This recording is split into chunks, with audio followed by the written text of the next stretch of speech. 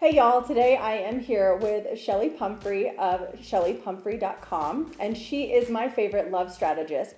And I think for this Tip Topper Tuesday topic, that's a lot of T's, say that 10 times fast, I think we're all struggling right now with this idea that the world is in sort of an utter chaos moment. I think that when things are a little bit topsy-turvy, we have to call on our friends and our professionals and ask them what they think we can do a little bit better from a more psychological standpoint and from a love standpoint and as well from a spiritual standpoint. So today I'm going to ask Chelli, Miss Chelli, help us.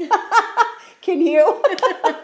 What do you feel would be a great tip for our viewers on connecting, on love, on how are we to be around our friends, our family, the world at large right now? Like, what would your advice be for that?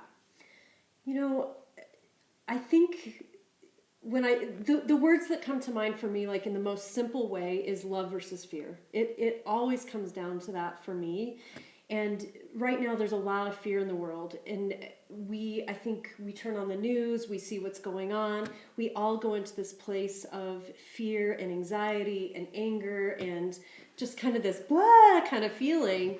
And I think it's important to pay attention to what's going on and to use our fear to kind of work into a place of activism or empowerment to do the things that we need to do to make this world a better place. But living in that place of fear is not a healthy thing. It's going to just make this problem even bigger for all of us. So going at it from a place of love is a much different kind of experience. So from my perspective, coming at it from a place of love versus fear, a lot of the fear is outward fear and a lack of control. Mm-hmm. And so when I'm looking at that from my perspective, my curiosity is how do we come back home and kind of come back to the self-love and acceptance? Yeah, I couldn't agree with you more. I think of it like you know when you're in the airplane and they say if the oxygen mask dropped down, you put it on yourself first before you put it on your child. It's that kind of thinking. Like when we get up every day, when we go through our day, like instead of getting up and turning on the news and bombarding yourself with all of that negativity, get up and meditate. Do some loving, quieting, calming things for your heart, for your soul, for your spirit, so that we can be in that place of love and have that spread out to the world, or have that just be the foundation for how we get through our day. Mm-hmm. Because if we start off the day in a crazy, bring all that negativity in, that's what we're going to be out there. That's what we're going to be feeling all day long and connecting with people on that level. That is such great advice.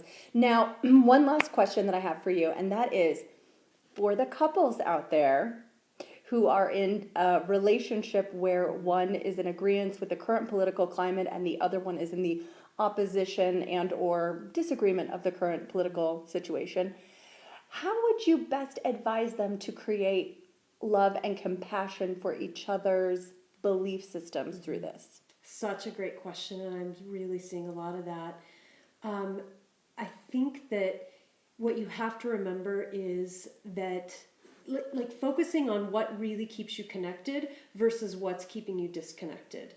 And I know that it can be really hard for couples right now because a lot of people are feeling like what's going on is not just about politics, it's about these fundamental beliefs and values that we hold so strongly. So for couples that have been together for a while and maybe they've known that they have these differences, try to stay focused in that place. Like, how did you navigate this before? Mm-hmm. Stop paying attention to what's going on outside there if it's igniting flames between the two of you, and focus on what keeps you connected. Mm-hmm. You know, maybe it's the fun things that you like to do. Maybe it's just being really intimate with each other and speaking on an emotional level, or being more connected with sex or touch, and things like that have nothing to do with politics. Mm-hmm. That's great advice. Thank you, Chelli. I'm so grateful that you took the time to interview for our Tip Top Tuesday. I'm going to have to practice that too. I'm so grateful. And you guys, if you want any more advice or information from my favorite love strategist, Chelli Pumphrey, please visit her at chellipumphrey.com. Thank you guys. Thanks, Willow. Yes. Peace out.